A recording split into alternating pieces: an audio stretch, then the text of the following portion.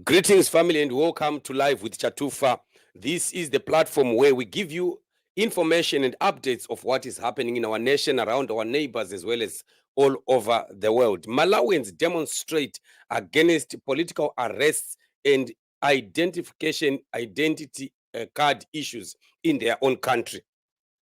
Quite a lot that is happening around our nations right now as we continue to see citizens demanding more and more their civic rights in nations as elected officials are being held to account. I think this really shows how much our situation is in our country in Zimbabwe, where this oppression against demonstrations continues to go on and on, while we can see that other nations and other countries are able to demonstrate, are able to voice out their concerns to the government. We have not heard that the Malawian people have been forbidden from demonstrating. Well, I'm not going to be entering into whatever causes for the demonstrations are, especially the issues of political arrest, whether that is happening or not, and of course the ID issues. But still, those remain common issues again, even in our own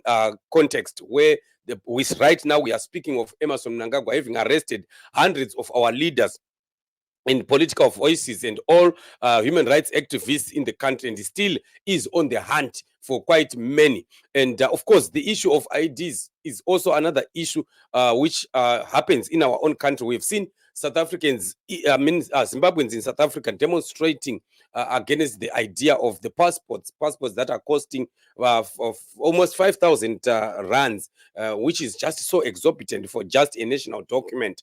So some of these concerns you can find that we share with other citizens of other countries like Malawi, where politicians are not willing to solve issues, to solve impasses concerning the welfare of their citizens. So we have seen them coming out in their numbers, and they have demonstrated against issues that are of great concern to them. But my main focus on this one is the idea that these people have been allowed. Their demonstrations have not been called illegal. We have not seen them, being tortured, being tormented by either the security forces or what. We have not heard officials of government coming to call them terrorists or regime change agendas, activists, or whatever it could be. The kind of threats and the kind of language that we hear from ZANU-PF each time that Zimbabwean people would talk about demonstrations. ZANU-PF is so much afraid of citizens of Zimbabwe coming out to air their concerns, while constitutionally it is allowed, according to Section 59 of our constitution in Zimbabwe.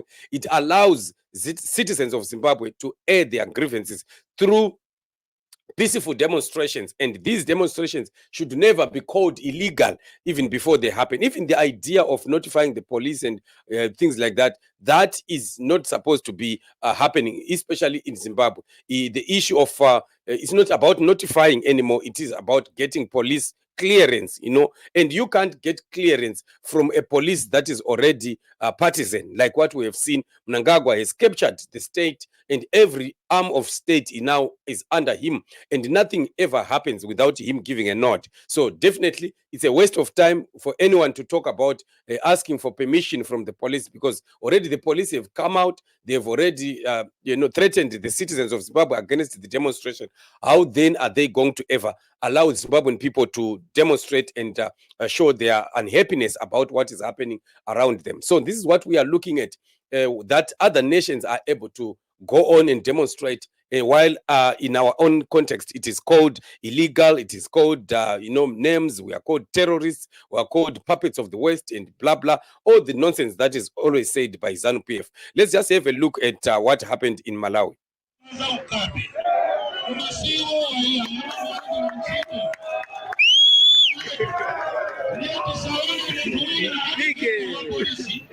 Akutukana wa polisi, akunyoza wa polisi, ngati kuli anthu Malawi muno ali pasokolo ndi mavuto ndi awozi wa polisi.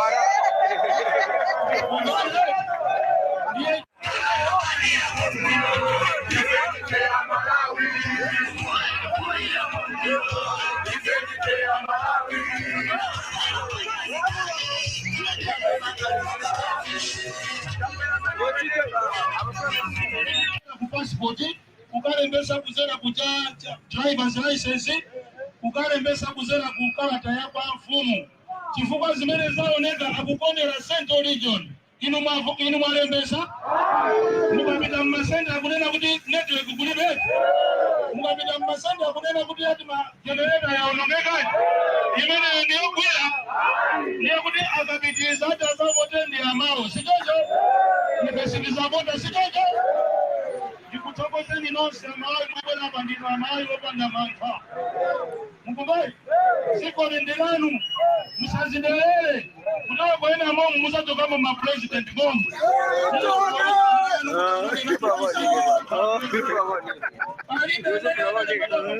Kuti ziko lindilache. Chakwera ziko lindilache.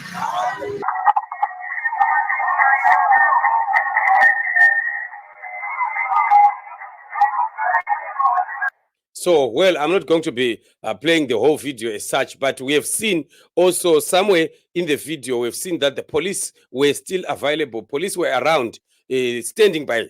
And that is all that police is supposed to be doing. Police is supposed to be just there, their presence just to protect, not to protect the government, no, to protect the civilians themselves, in case there may be some who want to go rogue and want to start to do violence or to destroy properties or things like that. That's why police are supposed to be there to protect everyone. So while they protect government, they protect properties, they protect the civilians also. That is the purpose. But unlike what we see happening in our own Banana Republic, you find that it is there about protection MNANGAGWA, for the protection of MNANGAGWA and for the protection of ZANU-PF. In fact, they are just sent to go and beat up people, to arrest people without even observing the importance of the civic rights of the citizens of Zimbabwe. So this is what it is.